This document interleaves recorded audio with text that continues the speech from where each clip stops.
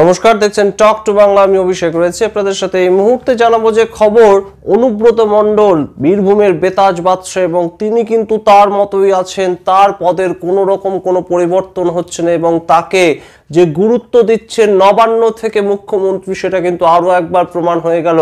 তার কারণ রাজ্যের যে গ্রামোন্নয়ন সংস্থা তার সভাপতি পদে কিন্তু আবারও অফিসিয়ালি নিযুক্ত করা হলো অনুব্রত মণ্ডলকে। আমরা জানি কয়েকদিন আগেই যে কোর কমিটি, সেই কোর কমিটির চেয়ারম্যান পদ কিন্তু ফিরে পেয়েছেন অনুব্রত মণ্ডল এবং কালীঘাটে বৈঠক করার পর তৃণমূল কংগ্রেসের তরফে কিন্তু সরাসরি জানিয়ে দেওয়া হয়েছিল যে অনুব্রত মণ্ডলই বীরভূমে যে কোর কমিটি, সেই কোর কমিটির চেয়ারম্যান কিন্তু অনুব্রত মণ্ডল এবং তার দায়িত্বে থাকবেন 6 জন, যারা কিন্তু সামগ্রিকভাবে বীরভূম জেলাটাকে সামলাবেন। এবার কিন্তু আমরা দেখলাম যে সরকারি পদ, যেটা কিন্তু আগে অনুব্রত মণ্ডলই এই সভাপতি পদে নিযুক্ত ছিলেন, যে রাজ্যের যে গ্রামোন্নয়ন সংস্থা তার সভাপতি পদ, এটি একটি আলংকারিক পদ এবং এটি একটি সিলেক্টিভ পদ। এটাকে ইলেকশনের মাধ্যমে এই পদ দেওয়া হয় না, অর্থাৎ মুখ্যমন্ত্রী কিংবা নবান্ন থেকে অফিসিয়ালি যাকে সিলেক্ট করে দেওয়া হবে তিনি এই পদে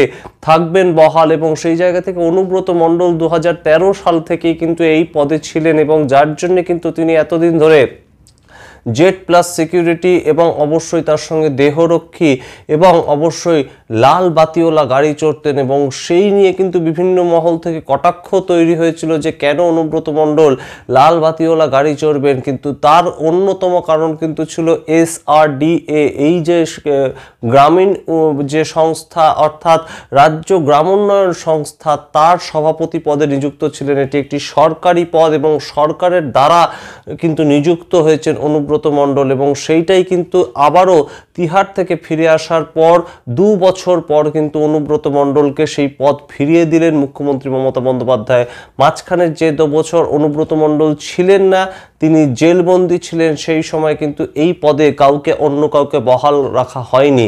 সুতরাং বুঝতেই পারছেন যে এই মুহূর্তে কিন্তু বীরভূমের যে রাজনীতি, বীরভূমের যে তৃণমূল কংগ্রেসের গ্রাউন্ড রাজনীতি, সেটা কিন্তু আরও একবার আলোচিত হচ্ছে যে কাজল শেখ তার জায়গা কি সম্পূর্ণ হারাচ্ছে। এই প্রশ্ন ওঠার কারণ কিন্তু কাজল শেখ গত দুটো যে নির্বাচন, অর্থাৎ 2023-এর পঞ্চায়েত নির্বাচন হোক কিংবা 2024 সালের যে লোকসভা নির্বাচন, সেই নির্বাচন দুটোই কিন্তু কাজল শেখ নিজের দায়িত্বে, কোর কমিটির দায়িত্বে সম্পূর্ণভাবে জিতিয়ে এনেছেন এবং তৃণমূল শিবিরে কিন্তু সেটা অত্যন্ত একটা গুরুত্বপূর্ণ জায়গা। এবং তারপর থেকে কাজল শেখের কিন্তু একটা অত্যন্ত রমরমা জনপ্রিয়তা তৈরি হয়েছিল। তিনি বীরভূম এবং বোলপুর দুটি সিটই কিন্তু লোকসভা সিট বিপুল পরিমাণ ভোটে কিন্তু জয়যুক্ত করেছিলেন তৃণমূলকে এবং কোনো রকম সন্ত্রাসের খবর কিন্তু বীরভূম থেকে উঠে আসেনি এবারে, যতটা আমরা অনুব্রত মণ্ডলের শাসনকালে দেখতাম কিংবা অনুব্রত মণ্ডল বীরভূমের জেলা সভাপতি থাকাকালীন দেখতাম। এবং সেই জায়গাটাই কিন্তু আমরা ভেবেছিলাম যে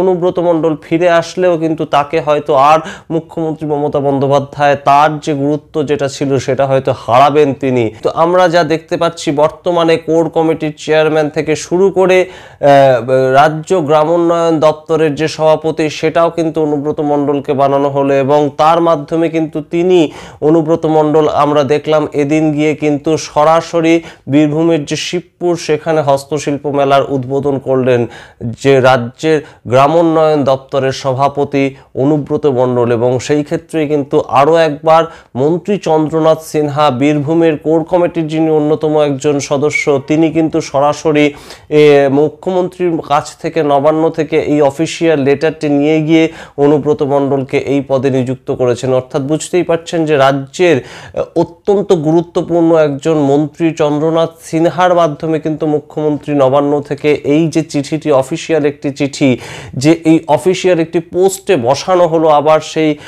একজন ব্যক্তিকে, সেইটা কিন্তু সম্পূর্ণভাবে জানিয়ে দিয়েছেন। এবং ওয়েস্ট বেঙ্গল গভর্নমেন্টের যে চিঠি, সেটাও কিন্তু ইতিমধ্যেই প্রকাশিত হয়েছে। সুতরাং বুঝতেই পারছেন যে মুখ্যমন্ত্রী মমতা বন্দ্যোপাধ্যায় কিন্তু বীরভূমের যে বীরের সম্মান দিয়ে তৃণমূল কংগ্রেস কর্মী সমর্থকদের বলেছিলেন ফিরিয়ে আনতে আনতে হবে অনুব্রত মণ্ডলকে, তিনি যখন তিহার জেল থেকে মুক্তি হবেন সেই কথা কিন্তু সম্পূর্ণভাবে রাখছেন মুখ্যমন্ত্রী মমতা বন্দ্যোপাধ্যায়, এবং সম্পূর্ণভাবে যে অনুব্রত মণ্ডলের ওপরেই আস্থাশীল থাকছেন মুখ্যমন্ত্রী মমতা বন্দ্যোপাধ্যায় আগামী দিনে ভোটের জন্যেও কিংবা আগামী দিনে রাজনীতি করার জন্যেও, সেটা কিন্তু আর বলে দেওয়ার অপেক্ষা রাখে না। আমরা জানি যে ইতিমধ্যেই কিন্তু অনুব্রত মণ্ডল আবারও জেড প্লাস সিকিউরিটি নিয়ে ঘুরছেন, তার দেহরক্ষী কিংবা নিরাপত্তারক্ষী সবটাই কিন্তু আমরা এদিন দেখলাম।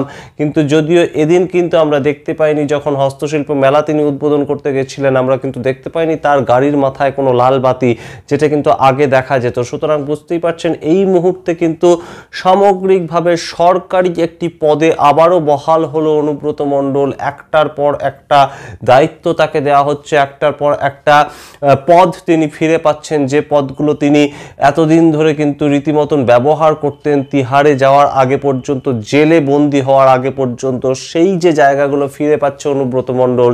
তাহলে কি আবারও রাজ্যবাসী এবং বীরভূমবাসীর কাছে একটা রীতিমতন আলোচনার কেন্দ্রবিন্দু হয়ে উঠবে বীরভূম? আবারও কি চরাম ঢাক কিংবা পুলিশের গাড়িতে বোমা মারার নিদন দেবেন অনুব্রত মণ্ডল, নাকি এবারের চিত্রটা বেশ খানিকটা অন্যরকম? সেই নিয়ে অনুব্রত মণ্ডল কি বলছেন? অনুব্রত মণ্ডলকে যখন সাংবাদিকরা জিজ্ঞেস করেন এই পদে যে নতুনভাবে বহাল হলেন তিনি, সেই নিয়ে কি বলছেন অনুব্রত মণ্ডল? চেনা মেজাজে অনুব্রত মণ্ডল উত্তর দিয়েছেন, আমি তো আগে থেকেই এই পদে আছি, নতুন করে বলবার কি আছে। এই মুহূর্তে অনুব্রত মণ্ডল তিনি কিন্তু সংযত, এবং তার যে ব্যবহার আগে অনেকটাই দাপুটে ছিল সেটা কিন্তু এই মুহূর্তে অনেকটা সংযত। আমরা জানি না ভোটের আগে তার ব্যবহারে কোনো রকম কোনো পরিবর্তন আসবে কিনা, কিন্তু কাজল শেখের কি হবে সেই নিয়ে কিন্তু অবশ্যই বীরভূমের যারা রাজনীতির পর্যবেক্ষক তারা কিন্তু অবশ্যই চিন্তিত, এবং তারা কিন্তু বলছে বেশ খানিকটা কাজল শেখ এই মুহূর্তে সুর নরম করেছেন। তার কারণ এই যে শিবপুরের যে হস্তশিল্প মেলা যখন অনুব্রত মণ্ডল একদম উদ্বোধন করছেন মোমবাতি দিয়ে প্রদীপ জ্বালিয়ে, তখন কিন্তু পেছনে দাঁড়িয়েছিলেন কাজল শেখ, এবং সেই ছবিটা কিন্তু হয়তো কাজল শেখ পরবর্তী জীবনের জন্য অনুব্রত ফিরে আসার পর যে তার এইরকম পেছনে দাঁড়িয়ে থাকতে হবে সেটা হয়তো ভাবেননি। যদিও আমরা জানি যে কাজল শেখ কিন্তু অনুব্রত মণ্ডল জেলে থাকাকালীন বলেছিলেন অনুব্রত মণ্ডলই তার রাজনৈতিক গুরু, তার কাছ থেকেই তার রাজনীতির হাতে খড়ি, কিন্তু তা সত্ত্বেও কিন্তু আমরা জানি যে বীরভূমের মাটিতে কিন্তু কাজল বনাম অনুব্রত সেই যে একটা দ্বন্দ্ব ছিল, সেই যে একটা দল বিভক্ত ছিল, সেটা কিন্তু ছিলই সত্যি। কিন্তু তা সত্ত্বেও কিন্তু এখন কাজল শেখ এবং অনুব্রত মণ্ডল তাদেরকে কিন্তু একই কোর কমিটিতে থাকতে হচ্ছে। নির্দেশ কিন্তু পাঠিয়েছেন স্বয়ং দলনেত্রী তথা মুখ্যমন্ত্রী মমতা বন্দ্যোপাধ্যায়। তার সঙ্গে এই মুহূর্তে অনুব্রত মণ্ডলের সরকারি পদ আবার ফিরে পেলেন তিনি। পরবর্তীতে আমরা অবশ্যই তাকিয়ে থাকবো অনুব্রত মণ্ডল তার পুরনো মেজাজেই রাজনীতি করছেন কিনা, পুরনো স্টাইলেই তিনি কোনো নতুন ডায়ালগ বাজারে আনছেন কিনা, নাকি এবার সংযত অনুব্রত মণ্ডল। কি দেখতে চলেছে রাজ্যবাসী, আমরা তাকিয়ে থাকবো। আমরা সমস্ত আপডেট আপনাদের দিতে থাকবো। দেখতে থাকুন টক টু বাংলা। ভুলবেন না টক টু বাংলা ইউটিউব চ্যানেলটিকে সাবস্ক্রাইব করতে সমস্ত ধরনের নিউজ আপডেট পাওয়ার জন্য। ধন্যবাদ।